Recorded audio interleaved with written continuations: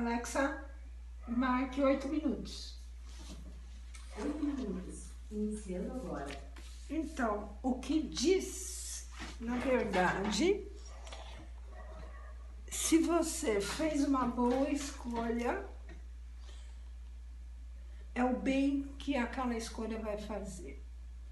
Se você fez uma má escolha, é só você olhar o mal e as consequências más que aquela coisa que você vai fazer vai produzir, certo? É isso.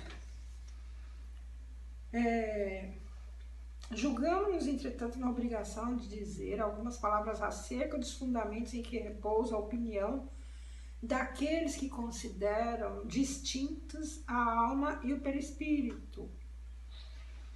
Ela se baseia no ensino dos espíritos. Então ele está falando que essa coisa do perispírito não foi ele que inventou. Eu já até falei no outro vídeo, está errado. Não foi ele que inventou, não foi ele que criou isso. Foram os espíritos que mostraram para ele. E ele viu nas conclusões, quando ele apalpou um espírito materializado. Isso no Brasil, tem sessões de materialização no Brasil. Inclusive aqui nós tivemos um médium chamado Peixotinho, é um dos mais famosos. No YouTube eu acho que tem até vídeos sobre materialização de espíritos. E aqui no Brasil, ó, acontecia demais. E no tempo de Kardec, muito mais ainda. E ele apalpava, sentia o espírito materializado, tinha um corpo ali. Foi por isso que depois os espíritos falaram para ele, isso é um perispírito.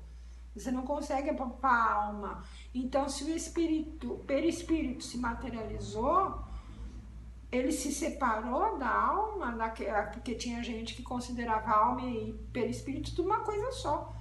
É a mesma coisa você considerar o corpo e a roupa uma coisa só.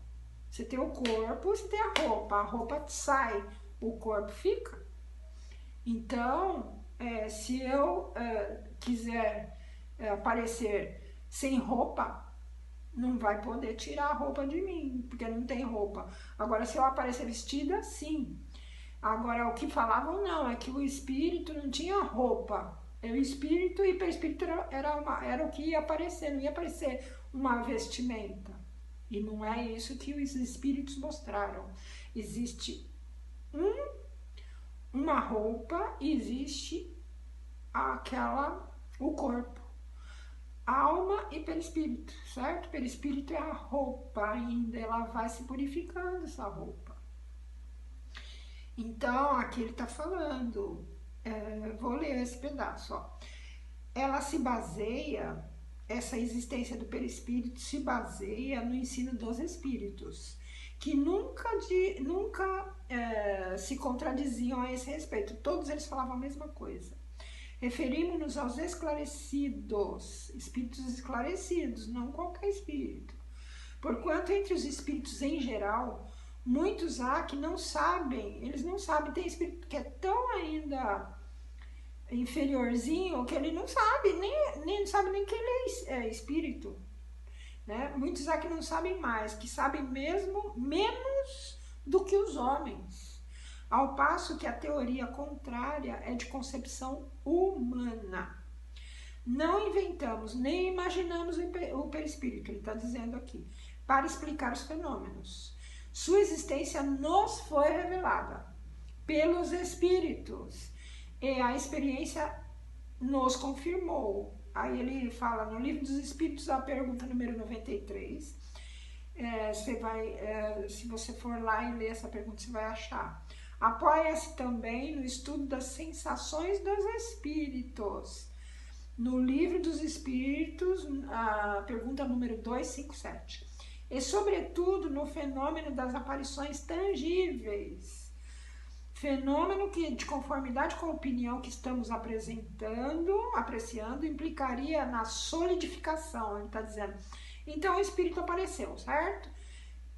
E se ele não tem nenhum corpo, a alma, e quando apareceu era já a alma, só que ele tocou e era duro, ele apalpou. Então não era a alma. A alma, se você não dá para você apalpar, a mão dele passaria reto. Então ele fala, se materializou, ele se separou, esse perispírito da alma, se dividiu, então, aí ele fala aqui, né? E sobretudo no fenômeno das aparições. De fenômeno de conformidade com a opinião, estamos apreciando, implicaria na solidificação e a desagregação das partes constitutivas da alma, porque esse perispírito alma é uma coisa só, desagregou, né? O perispírito desagregou da alma, se dividiu, é isso que ele está falando. E depois se desorganizou. Então, se ele chegasse a essa conclusão de que a alma e o perispírito não eram indivisíveis, não dava para se materializar. Então, aqui ele fala que existe um corpo que pode se tornar visível, mas que ainda não é a alma. É uma roupa que a gente ainda tem depois que sai desse corpo aqui. E ela não é uma coisa só com a alma, certo? Foram os espíritos que mostraram isso para ele, foram os espíritos que mostraram esse perispírito, que é um espírito um pouquinho mais grosseiro do que a alma, que dá ainda para se materializar. Fora mistério, além disso, admitir-se que esta matéria, que pode ser percebida pelos nossos sentidos, é ela própria o princípio inteligente, né? Ele fala aqui, ó, é importante admitir que essa matéria, que pode ser percebida pelos nossos sentidos, ela própria, o princípio inteligente, o que não nos parece mais racional do que confundir o corpo com a alma, ou roupa com o corpo, certo? Quanto à natureza íntima da alma, essa desconhecemos. Ele diz que desconhece a natureza íntima da alma, certo? Quando se diz que a alma é imaterial, deve entendê-lo no sentido relativo, não em sentido absoluto, porque se fosse imaterial, ela não existiria, seria o nada. Ora, a alma ou o espírito são alguma coisa. Qualificando-a de imaterial, quer dizer-se que sua essência é de tal modo superior que não existe analogia e o que chamamos de matéria, e que assim para nós ela é imaterial, ela não é como a matéria. Para nós ela é imaterial, mas ainda é uma espécie de matéria. Aí ele fala, Livro dos Espíritos, número 2382. Perguntas, né? Se você for lá, você vai ver a resposta. Eis aqui a resposta que sobre esse assunto deu um espírito. O que uns chamam perispírito não é senão o que outros chamam envoltório material fluídico. Direi de modo mais lógico. Aí eu vou parar o vídeo por aqui para poder depois publicá-lo.